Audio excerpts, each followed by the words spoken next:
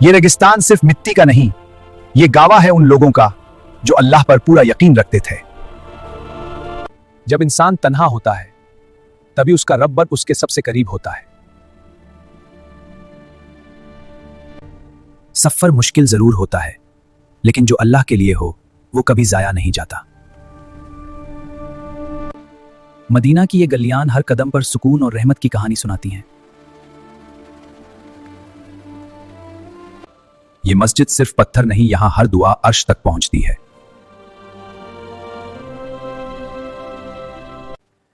जब हाथ उठते हैं दुआ के लिए तो जमीन और आसमान के दरमियान कोई पर्दा नहीं रहता। कुरान की तालीम सिर्फ अल्फाज नहीं, ये जिंदगी बदल देने वाला नूर है। जब अजान की आवाज गूंजती है तो हर रूह को सुकून मिलता है। सादा खाना, छोटी खुशी, लेकिन दिल अल्लाह के शुक्र से भरा हुआ। हाँ, यही तो असली सुकून है। सफ में खड़े ये लोग बराबरी का सबसे खूबसूरत मंजर हैं।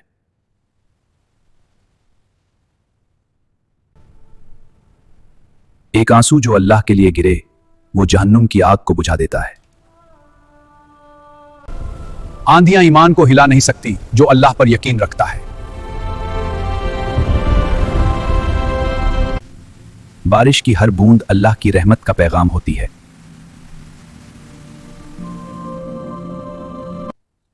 कुरान के हर लफ्ज में एक पूरी जिंदगी का रास्ता छुपा है।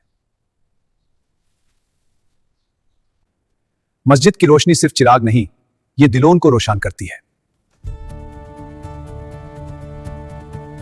नेकी छोटी हो या बारी, अल्लाह के नजदीक हर अमल कीमती है।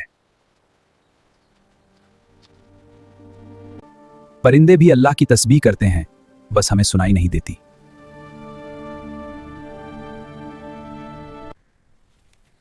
छुपी हुई सदका सबसे ज्यादा कबूल होती है। रात के सजदे इंसान को अल्लाह के सबसे करीब ले आते हैं। जिंदगी का सफर बस कुछ कदम है, असल मंजिल आखिरत है। माँ की दुआ बच्चे के लिए अल्लाह की रहमत का दरवाजा होती है।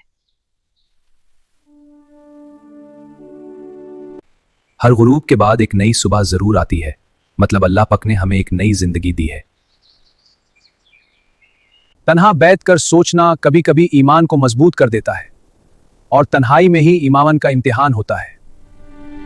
जब अल्लाह चाहता है तो अंदरों में भी रोशनी कर देता है, इसीलिए कभी भी अल्लाह पाक से ना उम्मीद ना हो। मुश्किल के बाद आसानी है, ये अल्लाह पाक का वदा है और वो कभी झूठ नहीं बोलता। हाँ, बच्चों की मासूम दुआ सीधा अर्श तक पहुंचती है, इसीलिए अपने बच्चों की अच्छी तरबियत करें। सफर खत्म होता है, लेकिन जिंदगी का असल मकसद यहीं से शुरू होता है। रात की खामोशी अल्लाह की कुदरत का सबसे गहरा एहसास दिलाती है, और सच मानने में रात को अल्लाह से वतन करता हूं। बस याद रखो, अल्लाह हमेशा तुम्हारे साथ है, बस तुम उसे दिल से पुकारो, वो सबकी बातें सुनता है।